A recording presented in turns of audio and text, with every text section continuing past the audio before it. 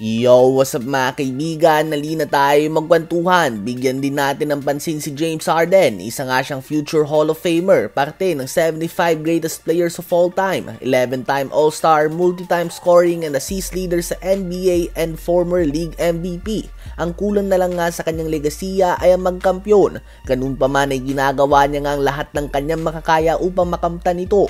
Ngayon nga ay pwede sana siyang pumirma ng 2 years, 100 or more million contract. Subalit nagsettle na nga siya sa team-friendly deal na 2 years, 81.5 million contract at ginawa niya nga ito para mas makabelo ang Clippers na gumawa ng mga galaw sa free agency. Nag-take nga siya ng 19 or more million na pay cut upang mas mabigyan ng malaking tsansa na magkampiyon. Last season nga ay may chance sila. Hindi malabo na maganda din ang matchup nila sa champion OKC Thunder.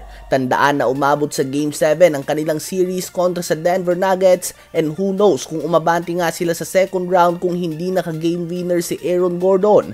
Ang same Denver Nuggets team na ito ay umabot pa nga sa Game 7 ng series kontra sa champion OKC kahit na injured si Michael Porter Jr. at Aaron Gordon. So hindi nga malayo sa katotohanan kapag sinabi natin na may championship caliber team ang Clippers. Nagkataon lang na sobrang tindi talaga ng mga team sa Western Conference at higit sa 5 ang masasabi natin na championship caliber.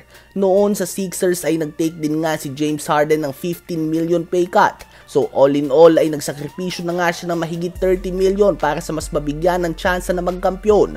Ano ba ang masasabi niyo tungkol dito?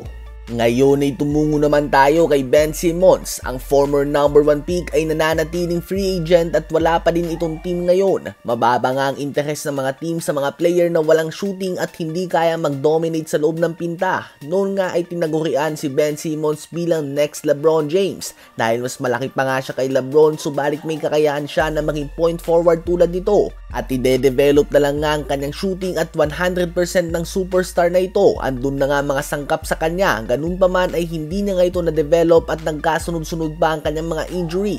Kung anong stats na pinapakita ni Luka Doncic ngayon, ito nga ang expected kay Ben Simmons noon. To the point na tinawag na siyang Prince sa sasalo sa trono ni LeBron. Tinawag din siya ni LeBron bilang Young King noon. Subalit ngayon ay wala na nga siyang team sa NBA at hindi tiyak sa ngayon kung may kukuha pa ba sa kanya sa liga na ito. Dahil bagamat kaya niya pang makatulong sa depensa at playmaking, liability nga talaga siya sa opensa. Disturbing pa din naman siya ng spot sa liga kung talent ang pag-uusapan. Subalit mas gusto nga ng mga teams ang player na pwede mo pang ma-develop kaysa sa player na tila ba ay nauntog na sa kanilang ceiling. Kaya naman andun ang posibilidad na ang Young King o Fresh Prince Ben Simmons ay maunahan pang mawalan ng team sa NBA ang soon-to-be 41-year-old LeBron James. Sinabi din noon ni Ben Simmons sa isang interview na pinag-iisipan na nga niya noon ang mag-retire dahil sa mental health struggles. Ano ba ang masasabi niyo tungkol dito?